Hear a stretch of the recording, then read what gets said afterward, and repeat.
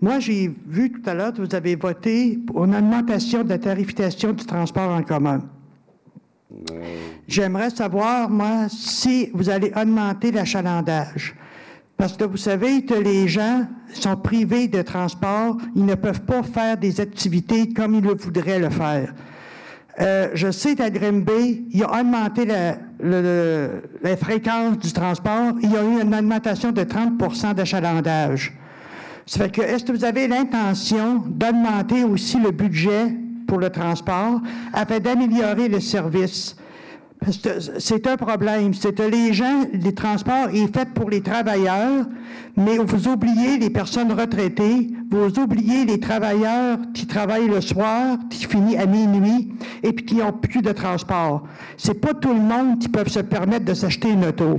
Puis une auto, c'est très dispendieux. Ça veut dire que si vous voulez contribuer à diminuer l'effet de serre, c'est peut-être d'augmenter l'achalandage du transport en commun pour diminuer les automobiles dans la ville. On est sans cesse en amélioration de notre plan de transport. Si vous vous rappelez, l'année passée, on a complètement revu notre programme de transport, on l'a amélioré. On a injecté de nouveaux fonds, entre autres, au niveau des taxibus. On améliore notre efficacité. Nous sommes au-delà d'un budget net de dépenses de 5 millions de dollars. Mais moi, je trouve pas... On commence à préparer le budget, bien sûr, selon notre capacité budgétaire. On va voir s'il y a place à amélioration, si on peut mettre encore un peu d'oxygène au niveau budgétaire. Si on est capable, on va le faire. Moi, je trouve pas qu'il y a eu une amélioration tant que les autobus passent aux 70 et aux 90 minutes. C'est pas une amélioration, ça. Vous avez rajouté peut-être un peu sur la 31 pour le parc industriel, puis un petit peu sur la 34.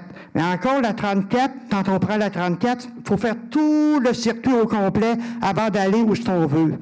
Fait que moi, j'appelle pas ça une amélioration. Puis aussi, amélioration, c'est de faire passer les autobus où il y a du monde qui peuvent la prendre. Pas juste où il y a dans des quartiers résidentiels où c'est toutes 2 autos par maison. C'est où il y a plus de blocs ou des gens qui n'ont pas les moyens de s'acheter une auto. Puis là, comme ce soir, moi, à cette heure-ci, moi, j'ai aucun transport pour me retourner chez moi. Puis c'est pas normal, ça. C'est bon. Merci beaucoup. Non. Vive le covoiturage en attendant.